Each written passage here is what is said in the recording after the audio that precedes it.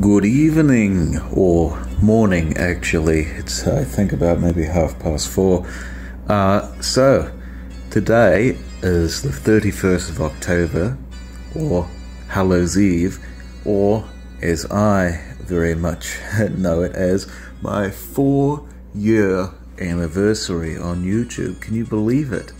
I certainly can't. I've been on here for almost 4 years at this stage, and it feels just like yesterday that I rather unwittingly decided to pull out my phone camera and expose the fallacy of second-hand Seinfeld DVDs. As you can see, I got horror movie lighting. This is actually a little T-Rex nightlight there that doesn't work too well, but still it provides, I suppose, enough ambience when need be. So, for my 4-year anniversary, I couldn't do one last year for obvious reasons. I decided that I would do something special, something that I've not done in a very long while, but which I have done quite a bit early on. I've had requests, actually, one from Josephine in particular, to read a couple of stories, particularly Stephen King's The Glass Floor. I had a copy of it, but I don't know where I've put it. Don't you worry, Josephine, I have not forgotten about you. That will be forthcoming soon.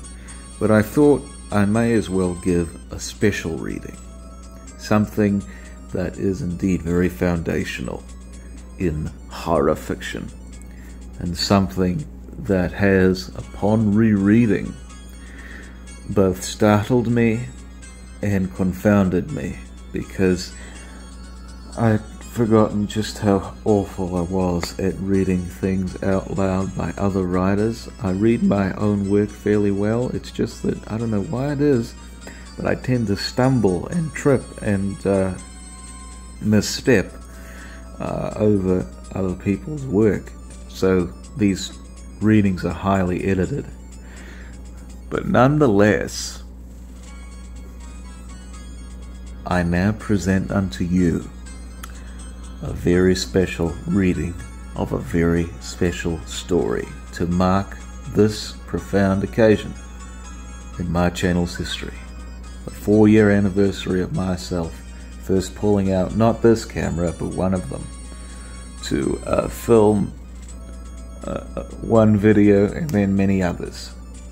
So I hope you enjoy, and hopefully you won't be too frightened. But then again, maybe you will be. The Call of Cthulhu by H.P. Lovecraft. Found among the papers of the late Francis Wayland Thurston of Boston. Of such great powers or beings there may be conceivably a survival of a hugely remote period when consciousness was manifested, perhaps in shapes and forms long since withdrawn before the tide of advancing humanity, forms of which poetry and legend alone have caught a flying memory and called them gods, monsters, mythical beings of all sorts and kinds. Algernon Blackwood. Section 1. The Horror in the Clay. The most merciful thing in the world, I think, is the inability of the human mind to correlate all its contents. We live on a placid island of ignorance in the midst of black seas of infinity, and it was not meant that we should voyage far.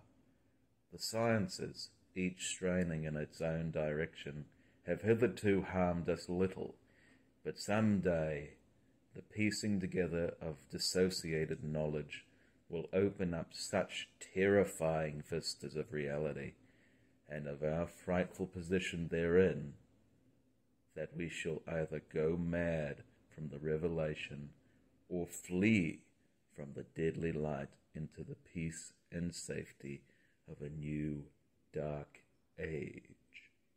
Theosophists have guessed at the awesome grandeur of the cosmic cycle wherein our world and human race form transient incidents.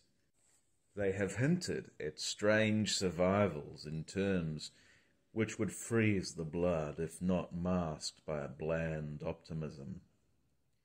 But it is not from them that there came the single glimpse of forbidden eons which chills me when I think of it and maddens me when I dream of it.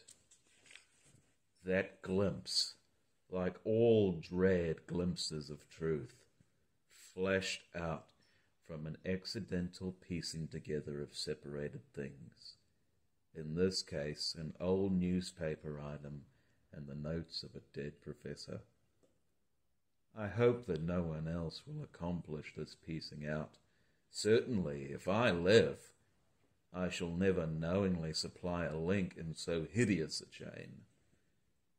I think that the professor, too, intended to keep silent regarding the part he knew, and that he would have destroyed his notes had not sudden death seized him. My knowledge of the thing began in the winter of 1926 through 27, with the death of my grand-uncle George Gamble Angle, Professor Emeritus of Semitic Languages in Brown University, Providence, Rhode Island. Professor Angle was widely known as an authority on ancient inscriptions and had frequently been resorted to by the heads of prominent museums, so that his passing at the age of 92 may be recalled by many. Locally, interest was intensified by the obscurity of the cause of death. The professor had been stricken whilst returning from the Newport boat, falling suddenly, as witnesses said, after having been jostled by a nautical-looking Negro who had come from one of the queer dark courts on the precipitous hillside which formed a short cut from the waterfront to the deceased's home in William Street. Physicians were unable to find any visible disorder, but concluded after perplexed debate that some obscure lesion of the heart, induced by the brisk ascent of so steep a hill by so elderly a man, was responsible for the end. At the time, I saw no reason to dissent from this dictum, but latterly I am inclined to wonder, and more than wonder. As my grand-uncle's heir and executor, for he died a childless widower, I was expected to go over his papers with some thoroughness, and for that purpose moved his entire set of files and boxes to my quarters in Boston. Much of the material which I correlated will be later published by the American Archaeological Society, but there was one box which I found exceedingly puzzling, and which I felt much averse from showing to other eyes. It had been locked, and I did not find the key till it occurred to me to examine the personal ring which the professor carried always in his pocket. Then indeed I succeeded in opening it, but when I did so, seemed only to be confronted by a greater and more closely locked barrier. For what could be the meaning of the queer clay bas-relief and the disjointed jottings, ramblings, and cuttings which I found? Had my uncle in his latter years become credulous of the most superficial impostures? I resolved to search out the eccentric sculptor responsible for this apparent disturbance of an old man's peace of mind.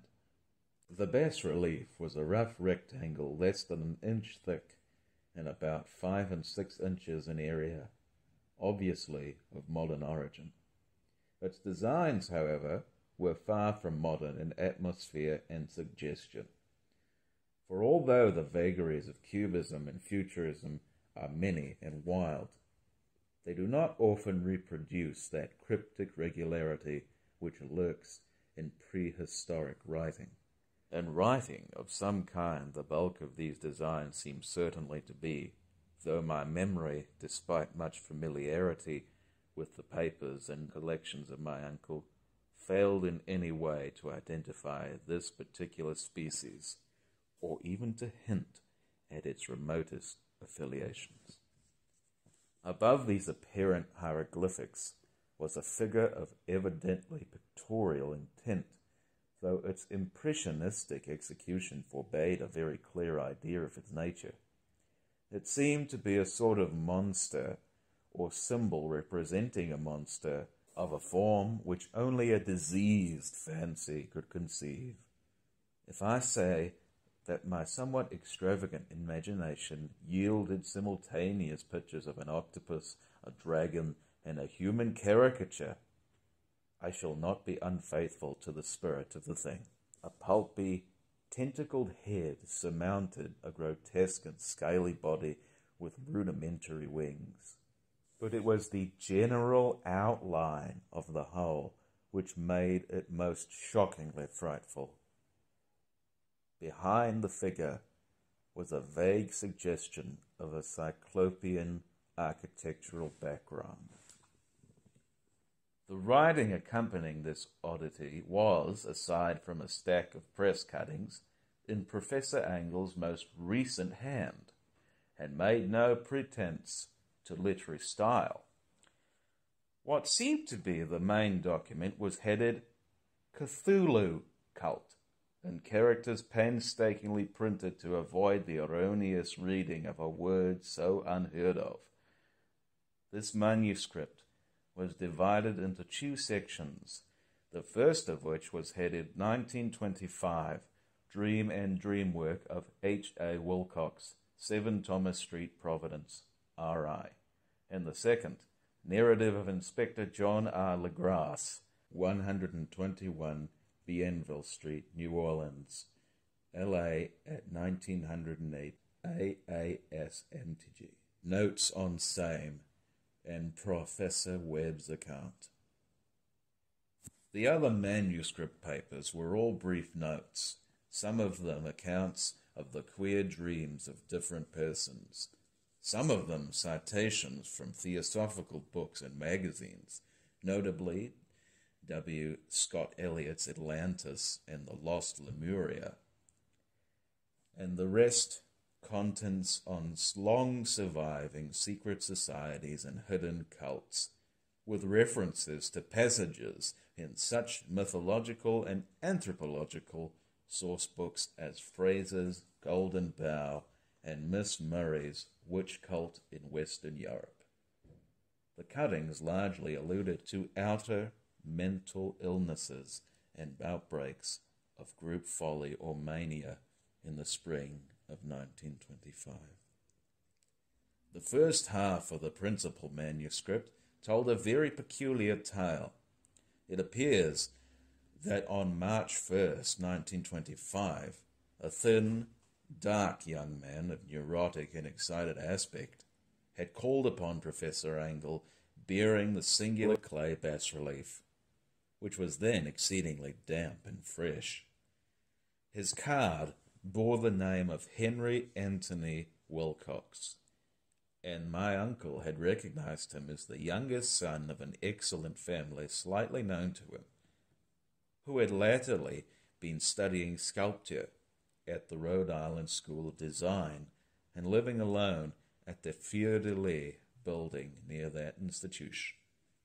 Wilcox was a precocious youth of known genius, but great eccentricity, and had from childhood excited attention through the strange stories and odd dreams he was in the habit of relating. He called himself physically hypersensitive, but the staid folk of the ancient commercial city dismissed him as merely queer. Never mingling much with his kind, he had dropped gradually from social visibility and was now known only to a small group of aesthetes from other towns. Even the Providence Art Club, anxious to preserve its conservatism, had found him quite hopeless. On the occasion of the visit, ran the professor's manuscript, the sculptor abruptly asked for the benefit of his host's archaeological knowledge in identifying the hieroglyphics on the bas-relief. He spoke in a dreamy, stilted manner, which suggested pose and alienated sympathy. And my uncle showed some sharpness in replying, for the conspicuous freshness of the tablet implied kinship with anything but archaeology. Young Wilcox's rejoinder, which impressed my uncle enough to make him recall and record it verbatim, was of a fantastically poetic cast, which must have typified his whole conversation, and which I have since found highly characteristic of him. He said, "It is new, indeed, for I made it last night in a dream of strange cities, and dreams are older than brooding Tyre, or the contemplative Sphinx, or garden-girdled Babylon." It was then that he began that rambling tale which suddenly played upon a sleeping memory and won the fevered interest of my uncle. There had been a slight earthquake tremor the night before, the most considerable felt in New England for some years, and Wilcox's imagination had been keenly affected. Upon retiring, he had had an unprecedented dream of great cyclopean cities, of Titan blocks and sky-flung monoliths, all dripping with green ooze and sinister with latent horror. Hieroglyphics had covered the walls and pillars, and from some undetermined point below had come a voice that was not a voice, a chaotic sensation which only fancy could transmute into sound, but which he attempted to render by the almost unpronounceable jumble of letters.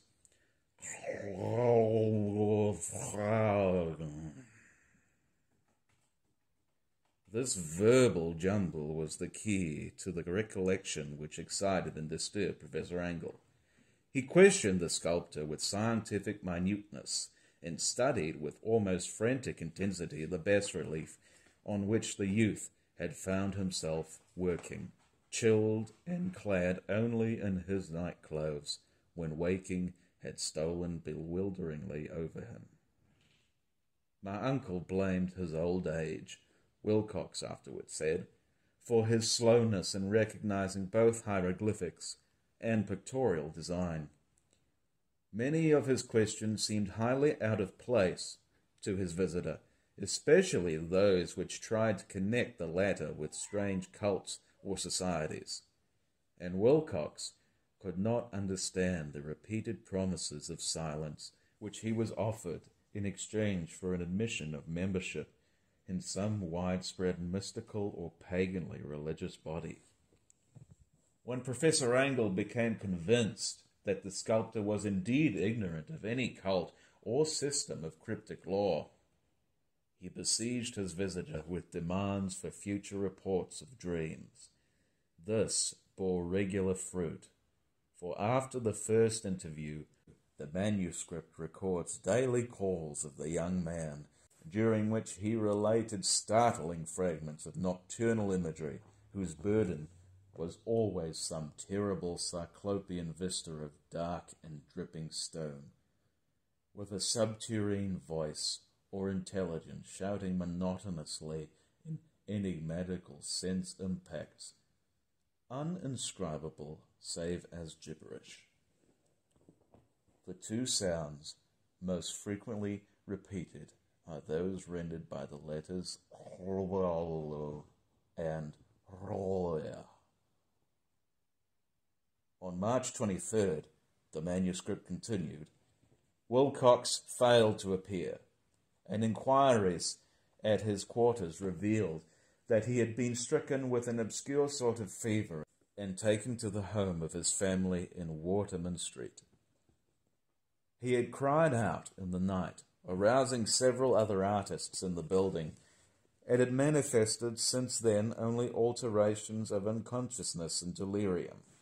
My uncle at once telephoned the family, and from that time forward kept close watch of the case, calling often at the Thayer Street office of Dr. Toby, whom he learned to be in charge. The youth's febrile mind, apparently, was dwelling on strange things, and the doctor shuddered now and then as he spoke of them. They included not only a repetition of what he had formerly dreamed, but touched wildly on a gigantic thing miles high, which walked or lumbered out. He at no time fully described this object, but occasional frantic words, as repeated by Dr. Toby, convinced the professor that it must be identical with the nameless monstrosity he had sought to depict in his dream sculpture. Reference to this object, the doctor added, was invariably a prelude to the young man's subsidence into lethargy. His temperature, oddly enough, was not greatly above normal, but his whole condition was otherwise such as to suggest true fever rather than mental disorder. On April 2nd, at about 3 p.m., every trace of Wilcox's malady suddenly ceased. He sat upright in bed, astonished to find himself at home and completely ignorant of what had happened in dream or reality since the night of March the 22nd. Pronounced well by his physician, he returned to his quarters in 3 days, but to Professor Angle he was of no further assistance. All traces of strange dreaming had vanished with his recovery, and my uncle kept no record of his night thoughts after a week of pointless and irrelevant accounts of thoroughly usual visions. Here the first part of the manuscript ended, but references to certain of the scattered notes gave me much material for thought. So much, in fact, that only the ingrained skepticism then forming my philosophy can account for my continued distrust of the artist. The notes in question were those descriptive of the dreams of various persons covering the same period as that in which young Wilcox had had his strange visitations. My uncle, it seems, had quickly instituted a prodigiously far-flung body of inquirers amongst nearly all the friends whom he could question without impertinence, asking for nightly reports of their dreams and the dates of any notable occasions for some time past.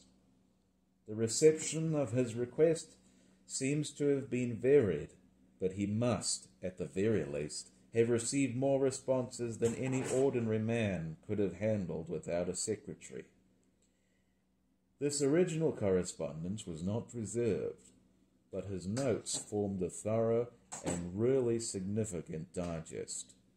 Average people in society and business, New England's traditional salt of the earth, gave an almost completely negative result, though scattered cases of uneasy but formless nocturnal impressions appear here and there, always between March 23rd and April 2nd, the period of young Wilcox's delirium.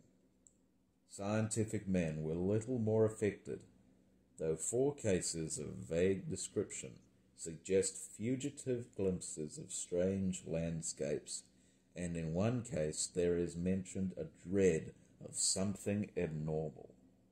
It was from the artists and poets that the pertinent answers came, and I know that panic would have broken loose had they been able to compare notes. As it was, lacking their original letters, I half suspected the compiler of having asked leading questions, or of having edited the correspondence in corroboration of what he had latently resolved to see. That is why I continued to feel that Wilcox, somehow cognizant of the old data which my uncle had possessed, had been imposing on the veteran scientist. These responses from aesthetists told a disturbing tale. From February 28th to April 2nd, a large proportion of them had dreamed very bizarre things, the intensity of the dreams being immeasurably the stronger during the period of the sculptor's delirium. Over a fourth of those who reported anything reported scenes and half-sounds not unlike those which Wilcox had described. And some of the dreamers confessed acute fear of a gigantic, nameless thing visible toward the last. One case, which the note describes with emphasis, was very sad. The subject, a widely known architect with leanings towards theosophy and occultism, went violently insane on the date of young Wilcox's seizure and expired several months later after incessant screamings to be saved from some escaped denizen of hell. Had my uncle referred to these cases by name instead of merely by number, I should have attempted some corroboration and personal investigation. But as it was, I succeeded in tracing down only a few. All of these, however, bore out the notes in full. I have often wondered if all the objects of the professor's questioning felt as puzzled as did this fraction. It is well that no explanation shall never reach them. The press cuttings, as I have intimated, touched on cases of panic, mania, and eccentricity during the given period. Professor Angell must have employed a cutting bureau, for the number of extracts was tremendous, and the sources scattered throughout the globe. Here was a nocturnal suicide in London, where a lone sleeper had leaped from a window after a shocking cry. Here likewise was a rambling letter to the editor of a paper in South America, where a fanatic deduces a dire future from visions he had seen. A dispatch from California describes a theosophist colony as donning white robes en masse for some glorious fulfillment, which never arrives, whilst items from India speak guardedly of serious native unrest towards the end of March. Voodoo orgies multiply in Haiti, and African outposts report ominous mutterings. American officers in the Philippines find certain tribes bothersome about this time, and New York policemen are mobbed by hysterical Levantines on the night of March 22nd through the 23rd. The west of Ireland, too, is full of wild rumour and legendary, and a fantastic painter named Ardois Bonnot hangs a blasphemous dream landscape in the Paris Spring Salon of 1926. And so numerous are the recorded troubles in insane asylums that only a miracle can have stopped the medical fraternity from noting strange parallelisms and drawing mystified conclusions. A weird bunch of cuttings, all told, and I can at this date scarcely envisage the callous rationalism with which I set them aside. But I was then convinced that young Wilcox had known of the older matters mentioned by the professor.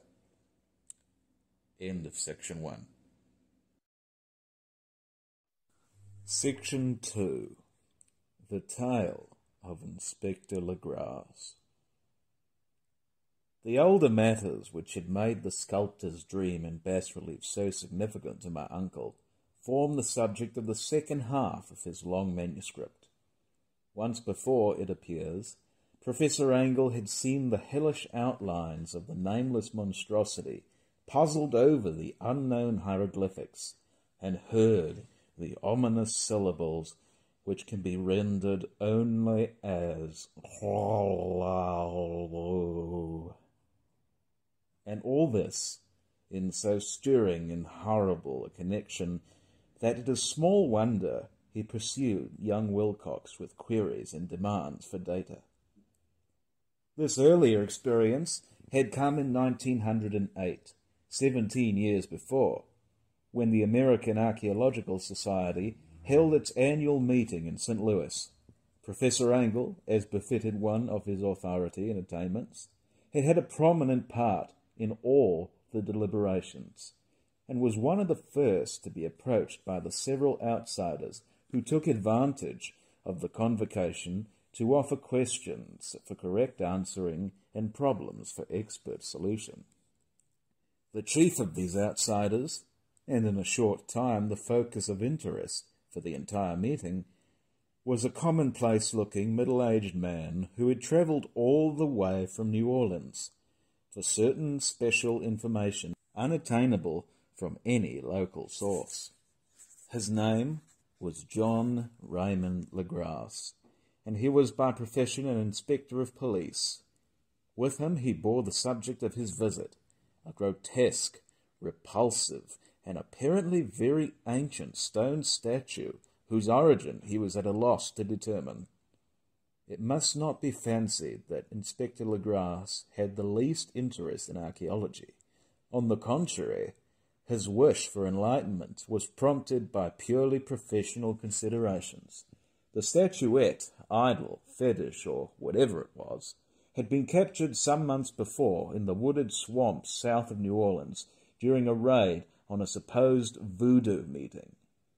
And so singular and hideous were the rites connected with it that the police could not but realize that they had stumbled on a dark cult totally unknown to them and infinitely more diabolic than even the blackest of the African voodoo circles.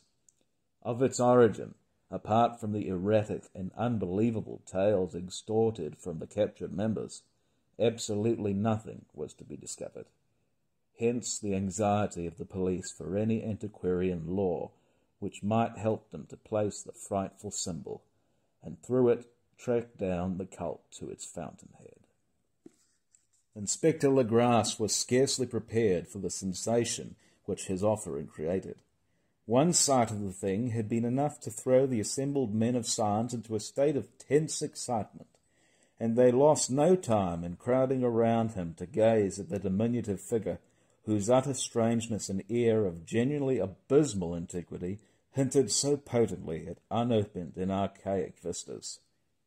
No recognized school of sculpture had animated this terrible object, yet centuries and even thousands of years seemed recorded in its dim and greenish surface of unplaceable stone. The figure, which was finally passed slowly from man to man for close and careful study, was between 7 and 8 inches in height and of exquisitely artistic workmanship. It represented a monster of vaguely anthropoid outline, but with an octopus-like head whose face was a mass of feelers, a scaly, rubbery-looking body, prodigious claws on hind and fore feet, and long, narrow wings behind. This thing, which seemed instinct with a fearsome and unnatural malignancy, was of a somewhat bloated corpulence, and squatted evilly on a rectangular block or pedestal covered with undecipherable characters. The tips of the wings touched the back edge of the block. The seat occupied the center, whilst the long, curved claws of the doubled-up, crouching hind legs gripped the front edge and extended a quarter of the way down toward the bottom of the pedestal. The cephalopod head was bent forward, so that the ends of the facial feelers brushed the backs of the huge forepaws which clasped the croucher's elevated knees. The aspect of the hull was abnormally lifelike, and the more subtly fearful because its source was so totally unknown. Its vast, awesome, and incalculable age was unmistakable, yet not one link did it show with any known type of art belonging to civilization's youth, or indeed to any other time. totally separate and apart. Its very material was a mystery. For the soapy, greenish-black stone with its golden or iridescent flecks and striations resembled nothing familiar to geology or mineralogy. The characters along the base were equally baffling, and no member present, despite a representation of half the world's expert learning in this field, could form the least notion of even their remotest linguistic kinship. They, like the subject and material, belonged to something horribly remote and distinct from mankind as we know it, something frightfully suggestive of old and unhallowed cycles of life in which our world and our conceptions have no part. And yet, as the members severally shook their heads and confessed defeat at the inspector's problem, there was one man in that gathering who suspected a touch of bizarre familiarity in the monstrous shape and writing, and who presently told with some diffidence of the odd trifle he knew. This person was the late William Channing Webb, professor of anthropology in Princeton University, and an explorer of no slight note. Professor Webb had been engaged, 48 years before, in a tour of Greenland and Iceland in search of some runic inscriptions which he failed to unearth, and whilst high up on the West Greenland coast had encountered a singular tribe or cult of degenerate Eskimo, whose religion, a curious form of devil worship, chilled him with its deliberate bloodthirstiness and repulsiveness. It was a faith of which other Eskimo knew little, and which they mentioned only with shudders, saying that it had come down from horribly ancient eons before ever the world was made. Besides nameless rites and human sacrifices, there were certain queer hereditary rituals addressed to a supreme elder devil or Tornasuk, and of this Professor Webb had taken a careful phonetic copy of an aged Angkok or wizard priest, expressing the sounds in Roman letters as best he knew how. But just now of prime significance was the fetish which this cult had cherished, and around which they danced when the aurora leaped high over the ice cliffs. It was, the professor stated, a very crude bas-relief of stone, comprising a hideous picture and some cryptic writing, and so far as he could tell, it was a rough parallel in all essential features of the bestial thing now lying before the meeting. This data, received with suspense and astonishment by the assembled members, proved doubly exciting to Inspector Legrasse, and he began at once to ply his informant with questions. Having noted and copied an oral ritual among the swamp cult worshippers his men had arrested, he besought the professor to remember as best he might the syllables taken down amongst the diabolist Eskimo. There then followed an exhaustive comparison of details, and a moment of really awed silence when both detective and scientist agreed on the virtual identity of the phrase common to two hellish rituals so many worlds of distant apart. What, in substance, both the Eskimo wizards and Louisiana swamp priests had chanted to their kindred idols was something very like this, the word divisions being guessed at from traditional breaks in the phrase as chanted aloud.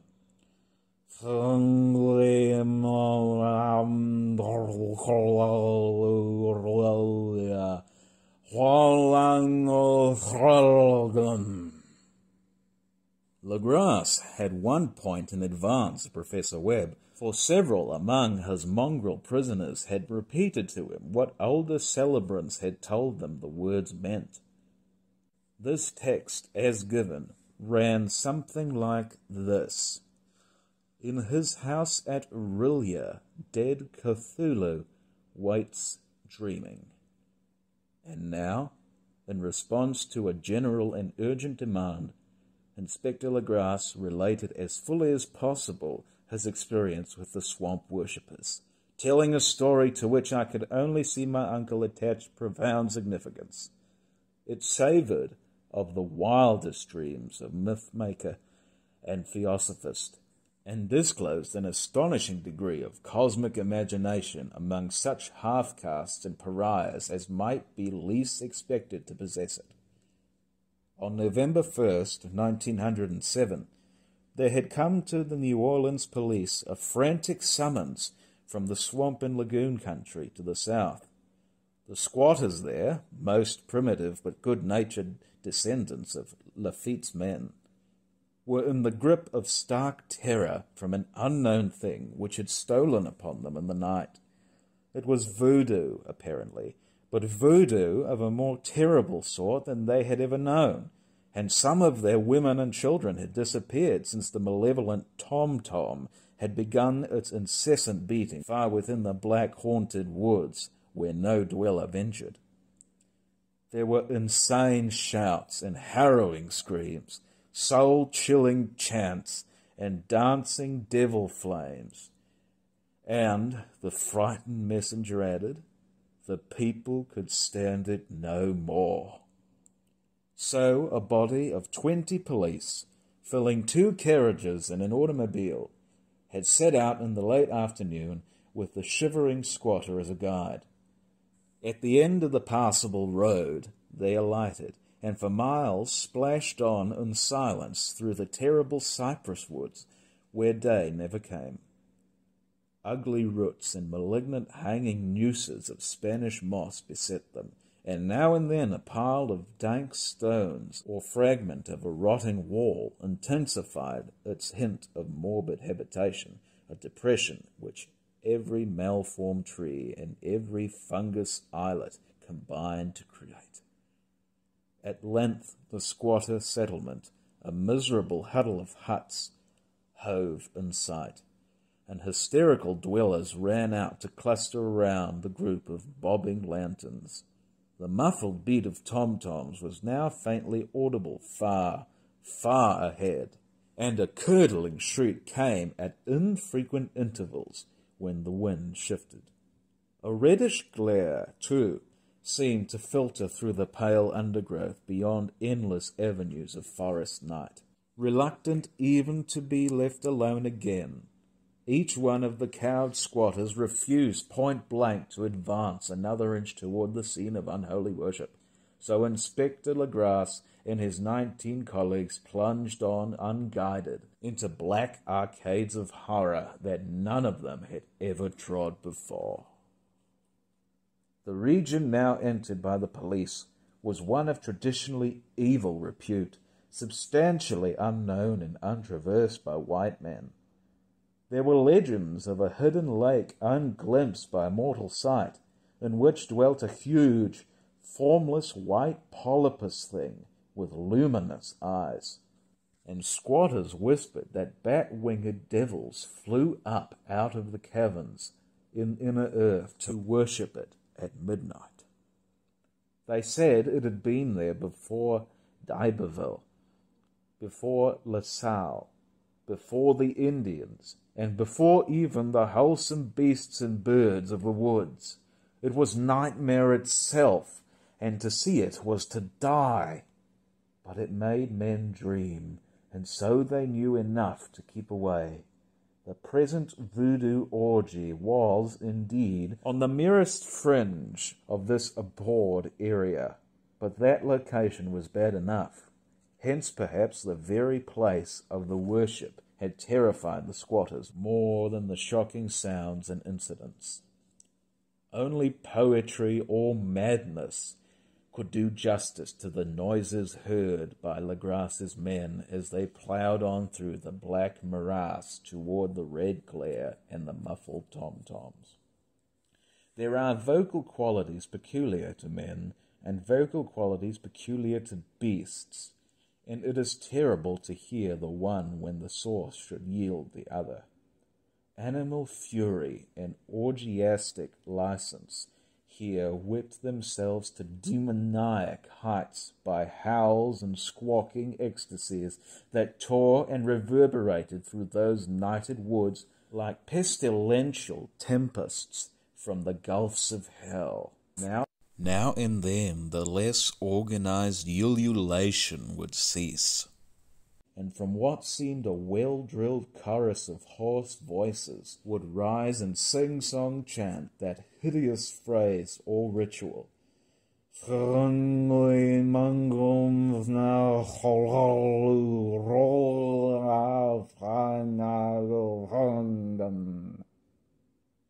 Then the men, having reached the spot where the trees were thinner, came suddenly in sight of the spectacle itself. 4 of them reeled, 1 fainted, and 2 were shaken into a frantic cry, which the mad cacophony of the orgy fortunately deadened. Legras dashed swamp water on the face of the fainting man, and all stood trembling and nearly hypnotized with horror. In a natural glade of the swamp stood a grassy island of perhaps an acre's extent, clear of trees and tolerably dry. On this now leaped and twisted a more indescribable horde of human abnormality than any but a Sime or an Angarola could paint. Void of clothing, this hybrid spawn were braying, bellowing, and writhing about a monstrous ring-shaped bonfire, in the centre of which, revealed by occasional rifts in the curtain of flame, stood a great granite monolith some 8 feet in height, on top of which, incongruous in its diminutiveness, rested the noxious carven statuette. From a wide circle of 10 scaffolds set up at regular intervals with the white flame-girt monolith as a centre hung, head downward, the oddly marred bodies of the helpless squatters who had disappeared. It was inside this circle that the ring of worshippers jumped and roared, the general direction of the mass motion being from left to right in endless bacchanal between the ring of bodies and the ring of fire. It may have been only imagination, and it may have been only echoes, which induced one of the men, an excitable Spaniard, to fancy he heard antiphonal responses to the ritual from some far and unillumined spot deeper within the woods of ancient legendary and horror. This man, Joseph D. Galvez, I later met and questioned, and he proved distractingly imaginative. He indeed went so far as to hint of the faint beating of great wings, and of a glimpse of shining eyes and a mountainous white bulk beyond the remotest trees. But I suppose he had been hearing too much native superstition. Actually, the horrified pause of the men was of comparatively brief duration. Duty came first, and although there must have been nearly 100 mongrel celebrants in the throng, the police relied on their firearms and plunged determinedly into the nauseous rout. For 5 minutes the resultant din and chaos were beyond description. Wild blows were struck, shots were fired, and escapes were made. But in the end Legras was able to count some 47 sullen prisoners, whom he forced to dress in haste and fall into line between 2 rows of policemen. 5 of the worshippers lay dead, and 2 severely wounded ones were carried away on improvised stretchers by their fellow prisoners. The image of the monolith, of course, was carefully removed and carried back by Legras. Examined at headquarters after a trip of intense strain and weariness, the prisoners all proved to be men of a very low, mixed blood and mentally aberrant type.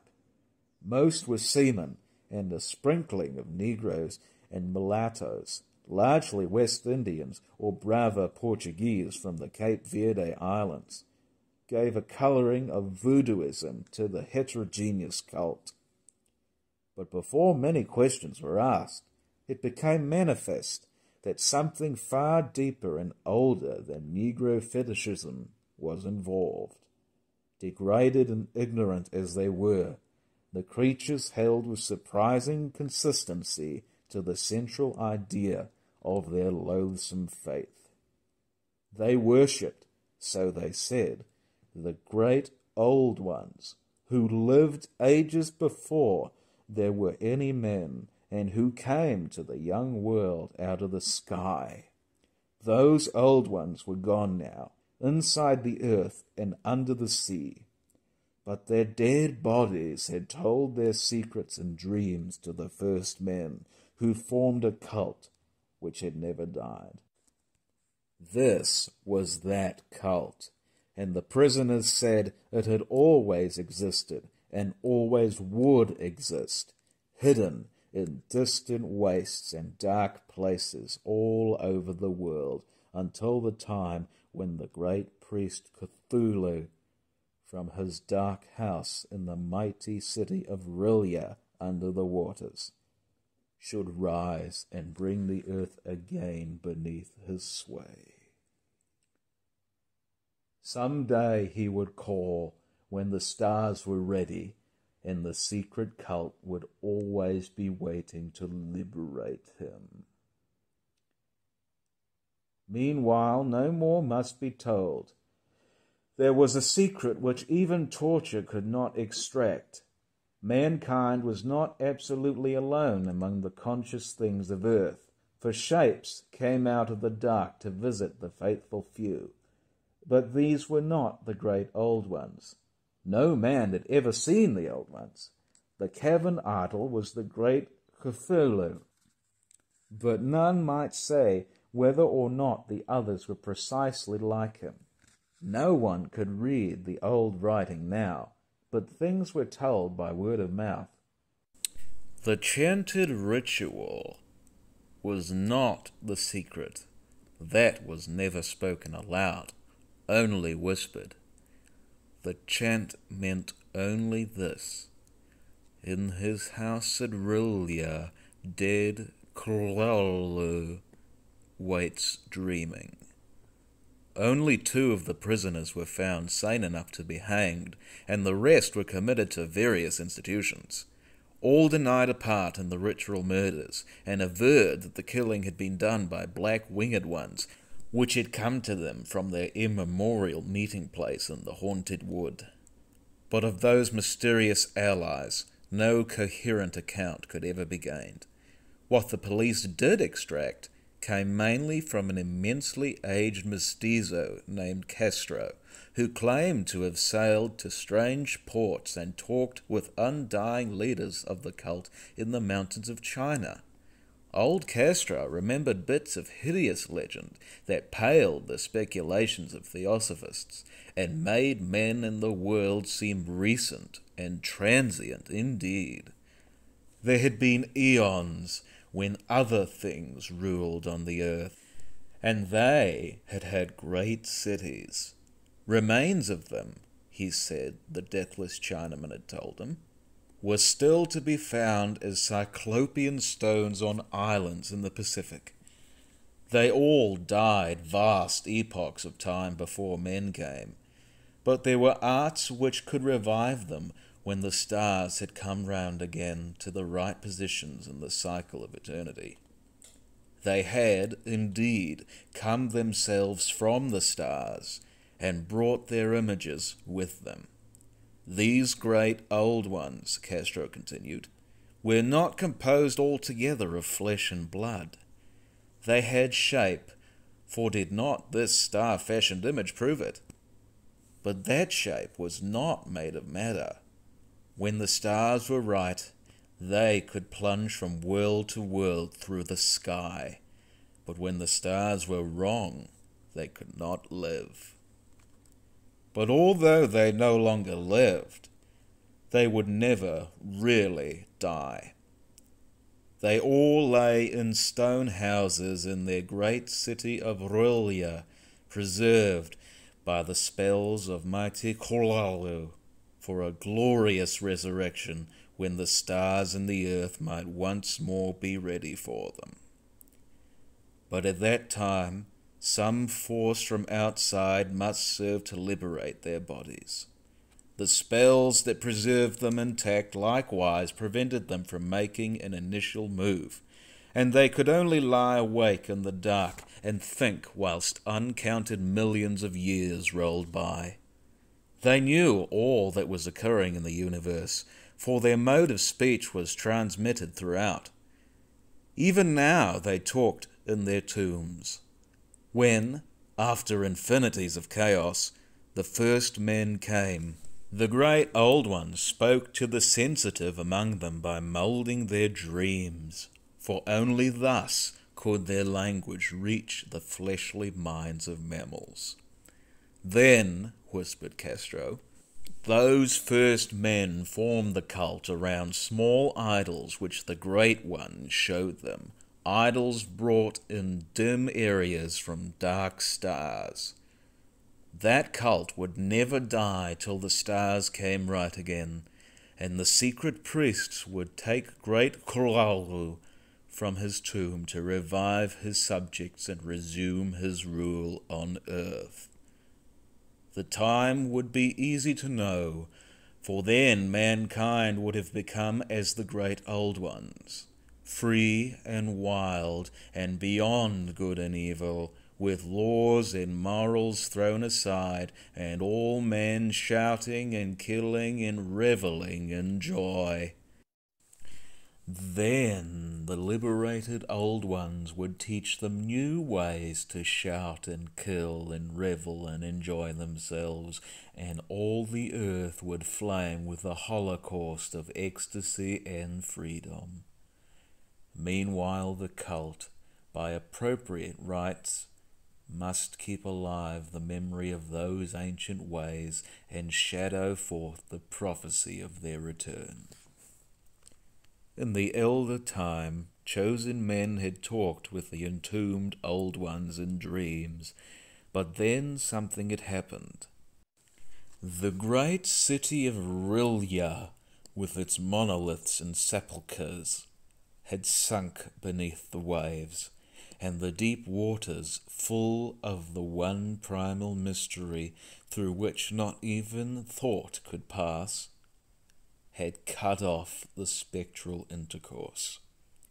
But memory never died, and high priests said that the city would rise again when the stars were right.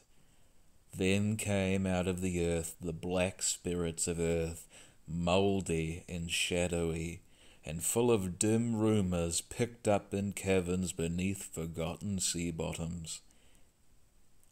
But of them old Castro dared not speak much. He cut himself off hurriedly, and no amount of persuasion or subtlety could elicit more in this direction. The size of the old ones, too, he curiously declined to mention. Of the cult, he said that he thought the centre lay amidst the pathless deserts of Arabia, where Iram, the city of pillars, dreams hidden and untouched. It was not allied to the European witch cult, and was virtually unknown beyond its members. No book had ever really hinted of it, though the deathless Chinaman said that there were double meanings in the Necronomicon of the mad Arab Abdul al-Azred, which the initiated might read as they chose, especially the much-discussed couplet, "That is not dead which can eternal lie, and with strange aeons even death may die." Legras, deeply impressed and not a little bewildered, had inquired in vain concerning the historic affiliations of the cult. Castro, apparently, had told the truth when he said that it was wholly secret.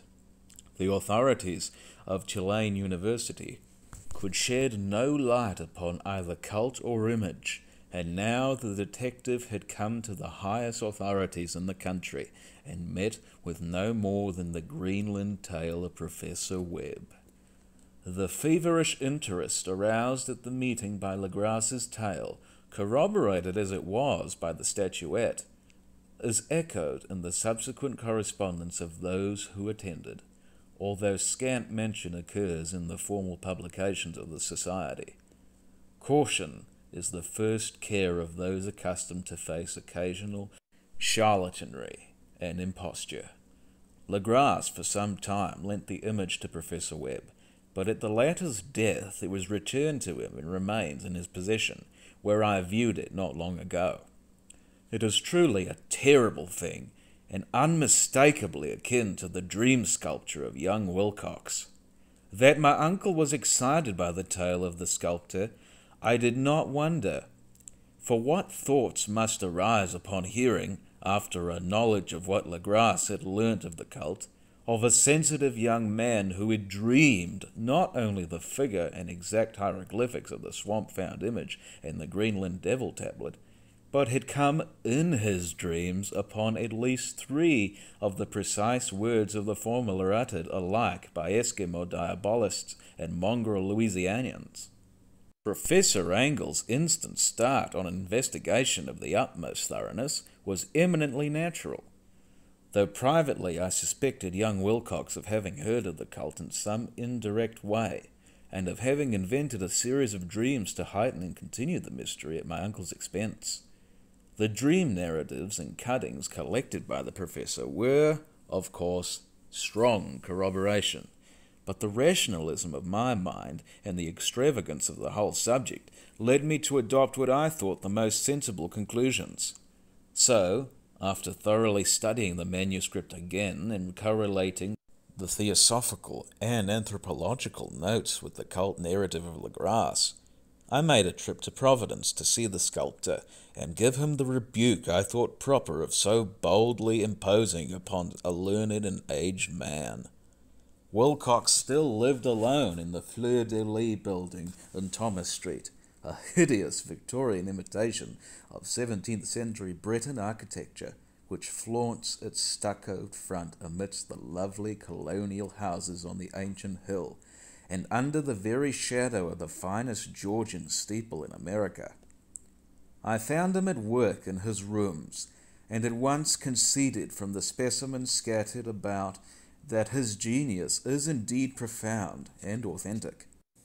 He will, I believe, sometime be heard from as one of the great decadents, for he is crystallized in clay and will one day mirror in marble those nightmares and fantasies which Arthur Machen evokes in prose and Clark Ashton Smith makes visible in verse and in painting.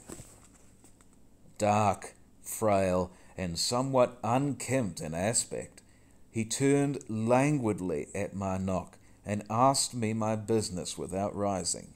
When I told him who I was, he displayed some interest, for my uncle had excited his curiosity in probing his strange dreams, yet had never explained the reason for the study. I did not enlarge his knowledge in this regard, but sought with some subtlety to draw him out. In a short time I became convinced of his absolute sincerity, for he spoke of the dreams in a manner none could mistake. They and their subconscious residuum had influenced his art profoundly, and he showed me a morbid statue whose contours almost made me shake with the potency of its black suggestion. He could not recall having seen the original of this thing except in his own dream bas-relief, but the outlines had formed themselves insensibly under his hands. It was, no doubt, the giant shape he had raved of in delirium. That he really knew nothing of the hidden cult, save from what my uncle's relentless catechism had let fall, he soon made clear. And again I strove to think of some way in which he could possibly have received the weird impressions. He talked of his dreams in a strangely poetic fashion, making me see, with terrible vividness, the damp cyclopean city of slimy green stone, whose geometry, he oddly said, was all wrong. And here, with frightened expectancy, the ceaseless, half mental calling from underground.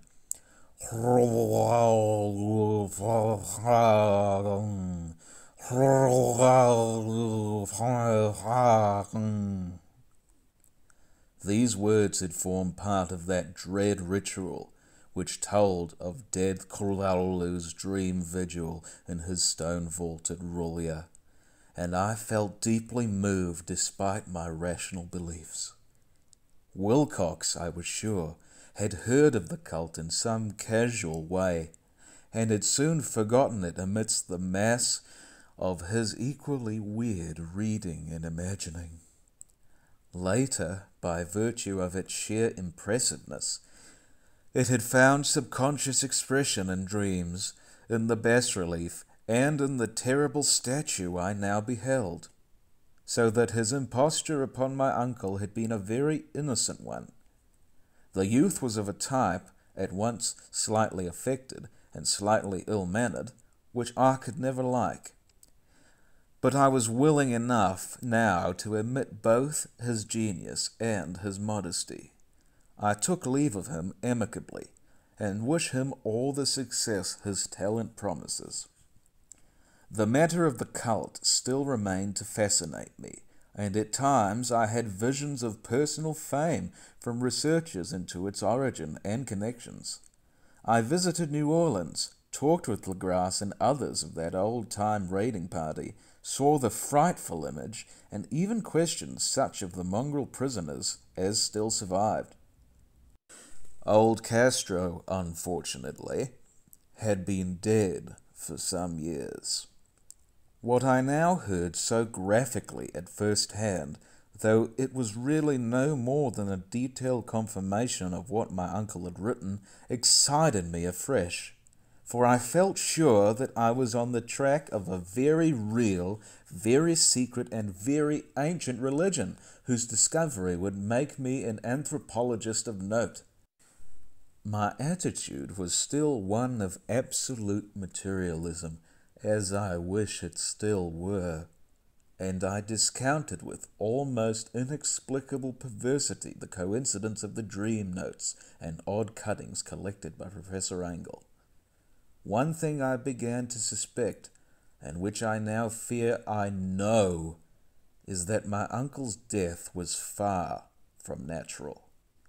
He fell on a narrow hill street leading up from an ancient waterfront swarming with foreign mongrels after a careless push from a Negro sailor. I did not forget the mixed blood and marine pursuits of the cult members in Louisiana, and would not be surprised to learn the secret methods and poison needles as ruthless and as anciently known as the cryptic rites and beliefs. Legras and his men, it is true, have been let alone, but in Norway a certain seaman who saw things is dead. Might not the deeper inquiries of my uncle after encountering the sculptor's data have come to sinister ears? I think Professor Angle died because he knew too much, or because he was likely to learn too much. Whether I shall go as he did remains to be seen, for I have learned much now. End of Section 2. Section 3. The Madness from the Sea. If heaven ever wishes to grant me a boon, it will be a total effacing of the results of a mere chance which fixed my eye on a certain stray piece of shelf paper. It was nothing on which I would naturally have stumbled in the course of my daily round, for it was an old number of an Australian journal, the Sydney Bulletin for April 18th, 1925. It had escaped even the Cutting Bureau, which had at the time of its issuance been avidly collecting material for my uncle's research. I had largely given over my inquiries into what Professor Angle called the Cthulhu cult, and was visiting a learned friend in Paterson, New Jersey, the curator of a local museum and a mineralogist of note.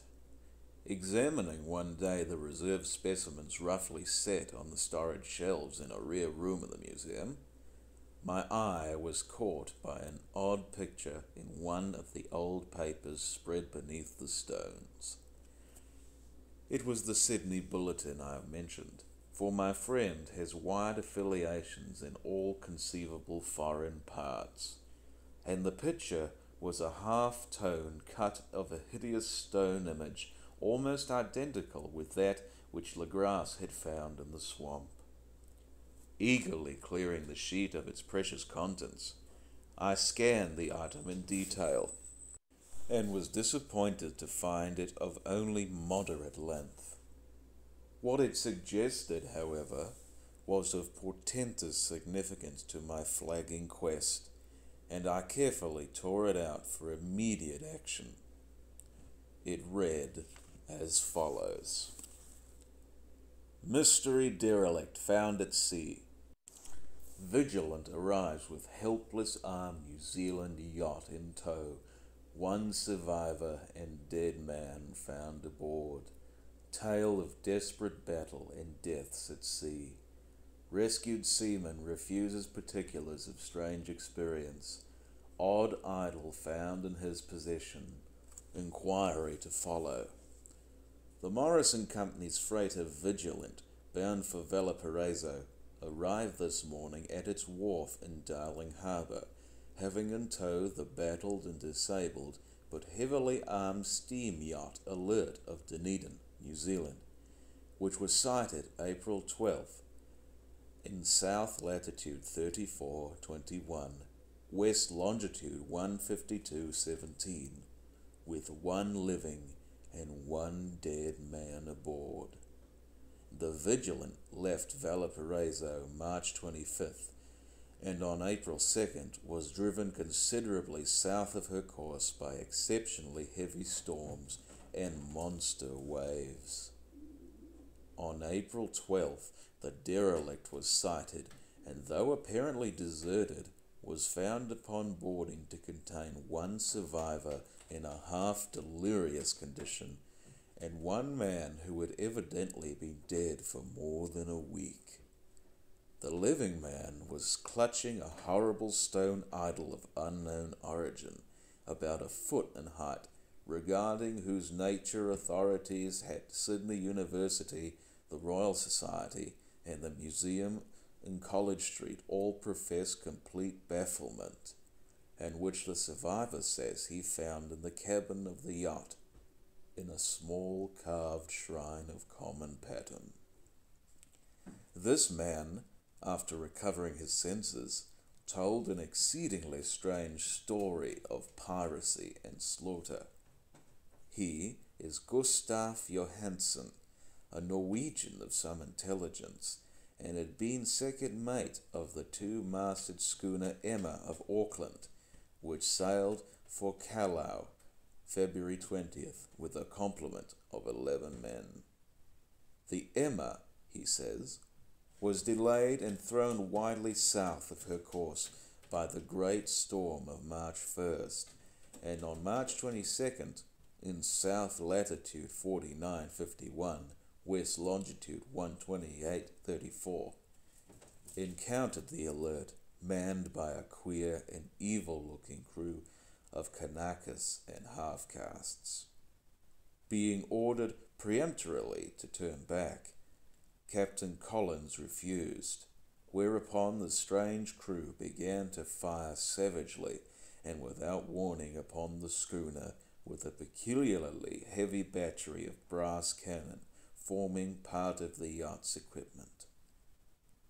The Emma's men showed fight, says the survivor, and though the schooner began to sink from shots beneath the waterline, they managed to heave alongside their enemy and board her, grappling with the savage crew on the yacht's deck, and being forced to kill them all, the number being slightly superior because of their particularly abhorrent and desperate, though rather clumsy, mode of fighting. 3 of the Emma's men including Captain Collins and First Mate Green, were killed, and the remaining 8 under Second Mate Johansen proceeded to navigate the captured yacht, going ahead in their original direction to see if any reason for their ordering back had existed. The next day, it appears, they raised and landed on a small island, although none is known to exist in that part of the ocean, and 6 of the men somehow died ashore, though Johansen is queerly reticent about this part of the story, and speaks only of their falling into a rock chasm. Later, it seems, he and one companion boarded the yacht and tried to manage her, but were beaten about by the storm of April 2nd. From that time till his rescue on the 12th, the man remembers little, and he does not even recall when William Bryden, his companion, died. Bryden's death reveals no apparent cause, and was probably due to excitement or exposure.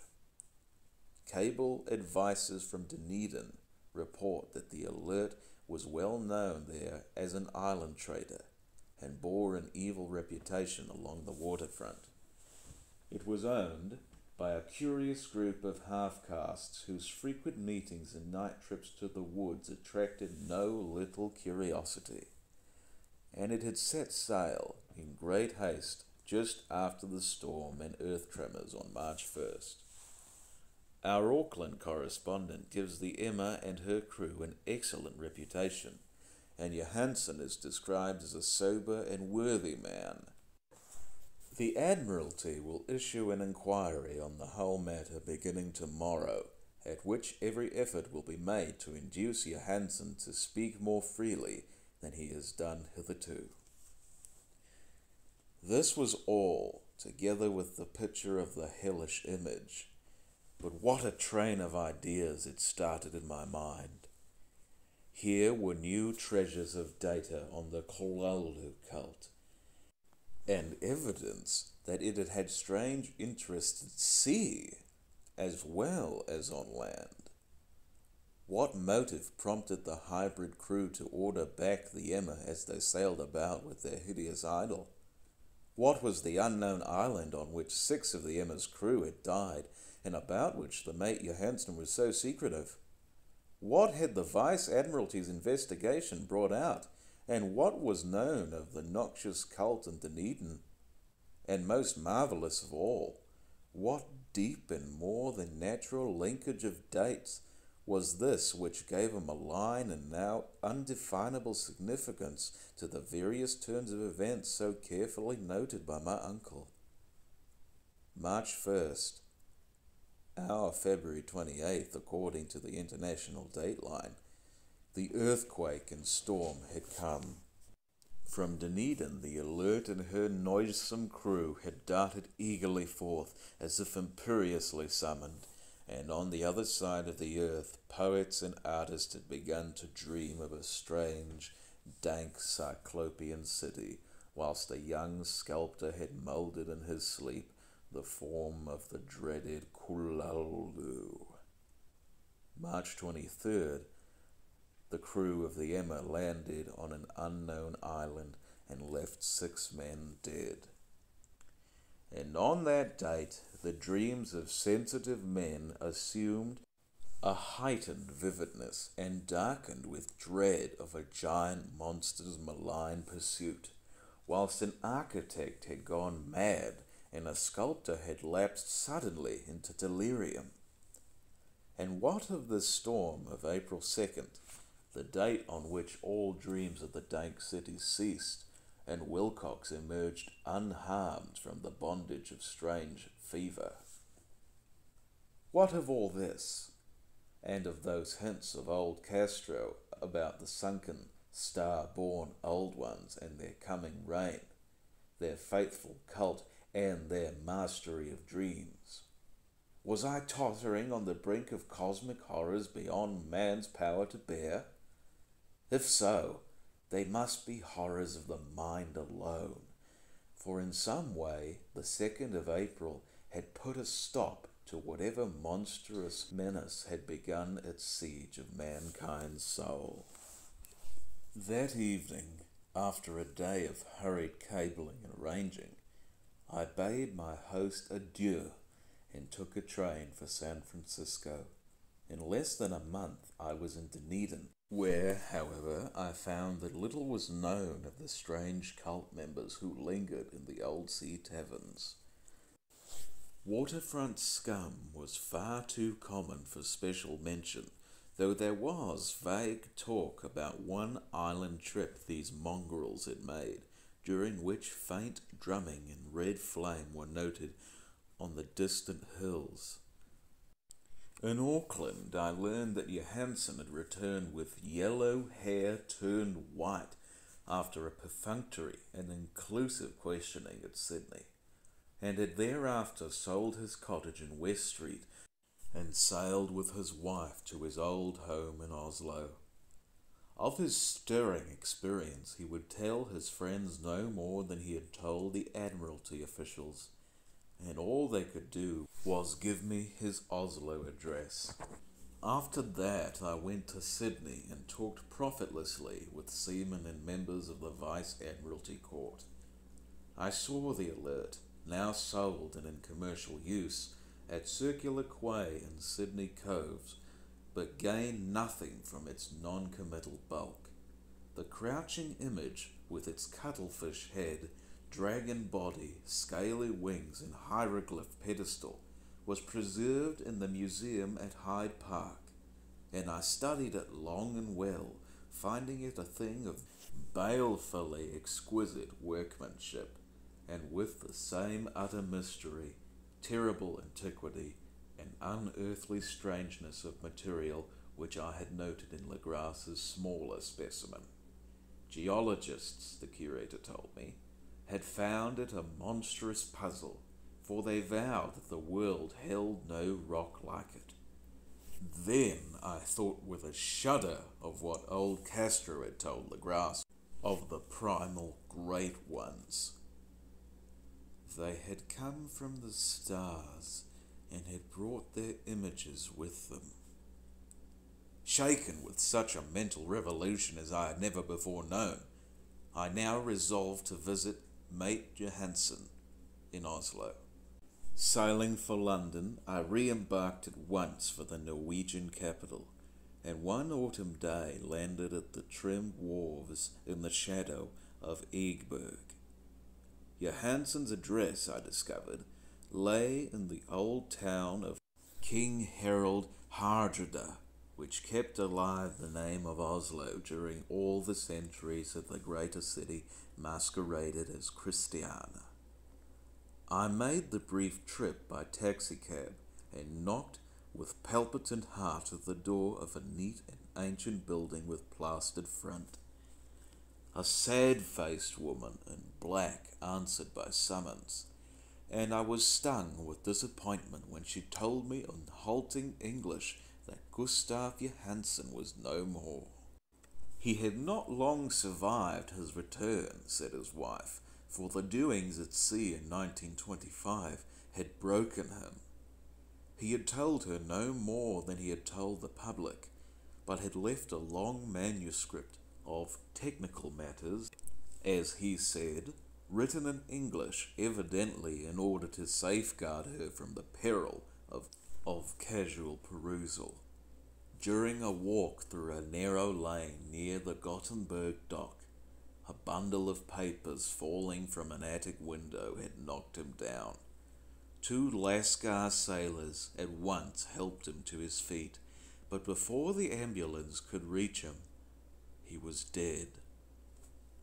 Physicians found no adequate cause for the end, and laid it to heart trouble and a weakened constitution. I now felt gnawing at my vitals that dark terror which will never leave me till I, too, am at rest, accidentally or otherwise. Persuading the widow that my connection with her husband's technical matters was sufficient to entitle me to his manuscript, I bore the document away and began to read it on the London boat. It was a simple, rambling thing, a naive sailor's effort at a post facto diary, and strove to recall day by day that last awful voyage.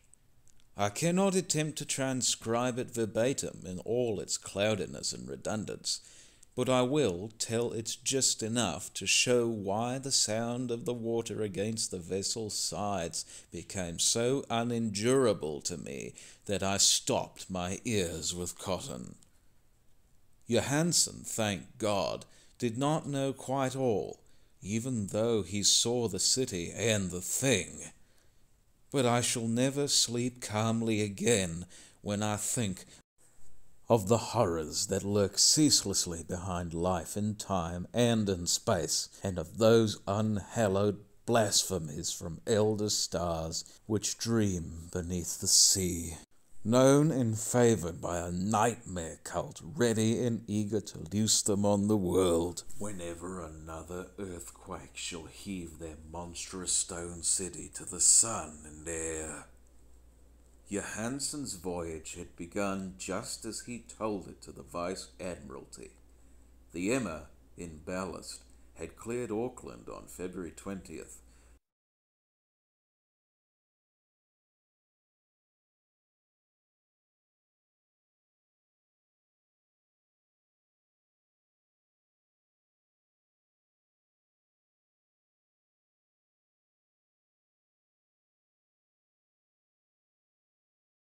And I could feel the mate's regret as he wrote of her bombardment and sinking. Of the swarthy cult fiends on the alert, he speaks with significant horror.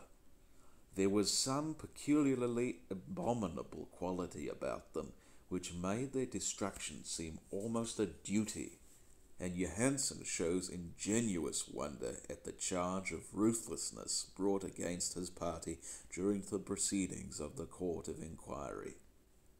Then, driven ahead by curiosity in their captured yacht under Johansen's command, the men sight a great stone pillar sticking out of the sea, and in south latitude 47.9, west longitude 126.43, come upon a coastline of mingled mud, ooze, and weedy cyclopean masonry, which can be nothing less than the tangible substance of Earth's supreme terror, the nightmare corpse city of Rilya, that was built in measureless eons behind history by the vast, loathsome shapes that seeped down from the dark stars.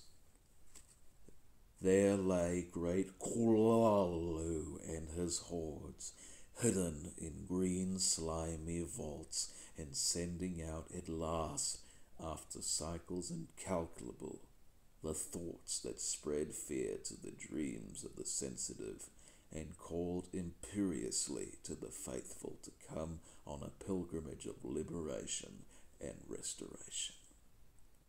All this Johansen did not suspect, but God knows he soon saw enough. I suppose that only a single mountain top, the hideous monolith-crowned citadel whereon great Cthulhu was buried, actually emerged from the waters. When I think of the extent of all that may be brooding down there, I almost wish to kill myself forthwith. Johansen and his men were awed by the cosmic majesty of this dripping Babylon of elder demons, and must have guessed without guidance that it was nothing of this or any sane planet, or at the unbelievable size of the greenish stone blocks, and at the stupefying identity of the colossal statues and bas-reliefs with the queer image found in the shrine on the alert, is poignantly visible in every line of the mate's frightened description. Without knowing what futurism is like, Johansen achieved something very close to it when he spoke of the city, For instead of describing any definite structure or building, he dwells only on broad impressions of vast angles and stone surfaces, surfaces too great to belong to anything right or proper for this earth, and impious with horrible images and hieroglyphs. I mention his talk about angles because it suggests something Wilcox had told me of his awful dreams. He had said that the geometry of the dream place he saw was abnormal, non-Euclidean, and loathsomely redolent of spheres and dimensions apart from ours. Now an unlettered seaman felt the same thing whilst gazing at the terrible reality. Johansen and his men landed at a sloping mudbank on this monstrous acropolis and clambered slipperily up over titan oozy blocks which could have been no mortal staircase. The very sun of heaven seemed distorted when viewed through the polarizing miasma welling out from this sea-soaked perversion, and twisted menace and suspense lurked leeringly in those crazily elusive angles of carven rock where a second glance showed concavity after the first showed convexity. Something very like fright had come over all the explorers before anything more definite than rock and ooze and weed was seen. Each would have fled had he not feared the scorn of the others, and it was only half-heartedly that they searched, vainly as it proved, for some portable souvenir to bear away. It was Rodriguez, the Portuguese, who climbed up the foot of the monolith and shouted of what he had found. The rest followed him and looked curiously at the immense carved door with the now familiar squid dragon bas-relief. It was, Johansen said, like a great barn door, and they all felt that it was a door because of the ornate lintel, threshold, and jambs around it, though they could not decide whether it lay flat like a trapdoor or slantwise like an outside cellar door. As Wilcox would have said, the geometry of the place was all wrong. One could not be sure that the sea and the ground were horizontal, hence the relative position of everything else seemed phantasmally variable. Bryden pushed at the stone in several places without result. Then Donovan felt over it delicately around the edge, pressing each point separately as he went. He climbed interminably along the grotesque stone moulding. That is, one would call it climbing if the thing was not, after all, horizontal. And the men wondered how any door in the universe could be so vast. Then, very softly and slowly, the acre-great panel began to give inward at the top, and they saw that it was balanced. Donovan slid or somehow propelled himself down or along the jamb and rejoined his fellows, and everyone watched the queer recession of the monstrously caverned portal. In this fantasy of prismatic distortion, it moved anomalously in a diagonal way, so that all the rules of matter and perspective seemed upset. The aperture was black with a darkness almost material. That tenebrousness was indeed a positive quality, for it obscured such parts of the inner walls as ought to have been revealed, and actually burst forth like smoke from its eon-long imprisonment, visibly darkening the sun as it slunk away into the shrunken and gibbous sky on flapping membranous wings. The odour arising from the newly opened depths was intolerable, and at length the quick-eared Hawkins thought he heard a nasty, slopping sound down there. Everyone listened, and everyone was listening still when it lumbered floated slobberingly into sight and gropingly squeezed its gelatinous green immensity through the black doorway into the tainted outside air of that poisoned city of madness. Poor Johansen's handwriting almost gave out when he wrote of this. Of the 6 men who never reached the ship, he thinks 2 perished of pure fright in that accursed instant. The thing cannot be described. There is no language for such abysms of shrieking and immemorial lunacy, such eldritch contradictions of all matter, force, and cosmic order. A mountain walked or stumbled. God! What wonder that across the earth a great architect went mad and poor Wilcox raved with fever in that telepathic instant. The thing of the idols, the green, sticky spawn of the stars, had awaked to claim his own. The stars were right again, and what an aged-old cult had failed to do by design, a band of innocent sailors had done by accident. After vigintillions of years, great Call of Cthulhu was loose again and ravening for delight. 3 men were swept up by the flabby claws before anybody turned. God rest them, if there be any rest in the universe. They were Donovan, Guerrera, and Angstrom.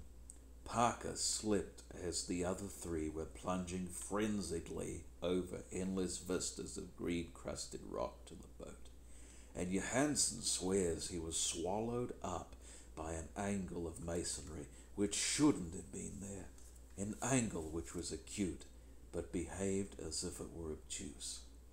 So only Bryden and Johansen reached the boat, and pulled desperately for the Alert as the mountainous monstrosity flopped down the slimy stones and hesitated, floundering at the edge of the water. Steam had not been suffered to go down entirely, despite the departure of all hands for the shore, and it was the work of only a few moments of feverish rushing up and down between wheel and engines to get the Alert underway. Slowly, amidst the distorted horrors of that indescribable scene, she began to churn the lethal waters, whilst on the masonry of that charnel shore that was not of the earth, the Titan thing from the stars slavered and gibbered like Polytheme cursing the fleeing ship of Odysseus. Then, bolder than the storied Cyclops, great Call of Cthulhu slid greasily into the water and began to pursue with vast wave-raising strokes of cosmic potency. Bryden looked back and went mad, laughing shrilly as he kept on laughing at intervals till death found him one night in the cabin, whilst Johansen was wandering deliriously. But Johansen had not given out yet. Knowing that the thing could surely overtake the Alert until steam was fully up, he resolved on a desperate chance, and, setting the engine for full speed, ran lightning-like on deck and reversed the wheel. There was a mighty eddying and foaming in the noisome brine, and as the steam mounted higher and higher, the brave Norwegian drove his vessel head-on against the pursuing jelly which rose above the unclean froth like the stern of a demon galleon. The awful squid head with writhing feelers came nearly up to the bowsprit of the sturdy yacht, but Johansen drove on relentlessly. There was a bursting as of an exploding bladder, a slushy nastiness as of a cloven sunfish, a stench as of 1,000 open graves, and a sound that the chronicler would not put to paper. For an instant the ship was befouled by an acrid and blinding green cloud, and then there was only a venomous seething astern, where, God in heaven, the scattered plasticity of that nameless sky spawn was nebulously recombining in its hateful original form, whilst its distance widened every second as the alert gained impetus from its mounting steam. That was all. After that, Johansen only brooded over the idol in the cabin and attended to a few matters of food for himself and the laughing maniac by his side. He did not try to navigate after the first bold flight, for the reaction had taken something out of his soul. Then came the storm of April the 2nd, and a gathering of the clouds about his consciousness. There is a sense of spectral whirling through liquid gulfs of infinity, of dizzying rides through reeling universes on a comet's tail, and of hysterical plunges from the pit to the moon, and from the moon back again to the pit, all livened by a cachinnating chorus of the distorted, hilarious elder gods and the green, bat-winged monking imps of Tartarus. Out of that dream came rescue, the vigilant, the Vice-Admiralty Court, the streets of Dunedin, and the long voyage back home to the old house by the Eggberg. He could not tell. They would think him mad. He would write of what he knew before death came, but his wife must not guess. Death would be a boon if only it could blot out the memories. That was the document I read, and now I have placed it in the tin box beside the bas-relief in the papers of Professor Angle. With it shall go this record of mine, this test of my own sanity, wherein is pieced together that which I hope may never be pieced together again. I have looked upon all that the universe has to hold of horror, and even the skies of spring and the flowers of summer must ever afterward be poison to me. But I do not think my life will be long. As my uncle went, as poor Johansen went, so shall I go. I know too much, and the cult still lives. Call of Cthulhu still lives too, I suppose, again in that chasm of stone which has shielded him since the sun was young. His accursed city is sunken once more, for the Vigilant sailed over the spot after the April storm, but his ministers on earth still bellow and prance and slay around idol-capped monoliths and lonely places. He must have been trapped by the sinking whilst within his black abyss, or else the world would by now be screaming with fright and frenzy. Who knows the end? What has risen may sink, and what has sunk may rise. Loathsomeness waits and dreams in the deep, and decay spreads over the tottering cities of men. A time will come, but I must not and cannot think. Let me pray that, if I do not survive this manuscript, my executors may put caution before audacity, and see that it meets no other eye. End of section 3. End of the Call of Cthulhu.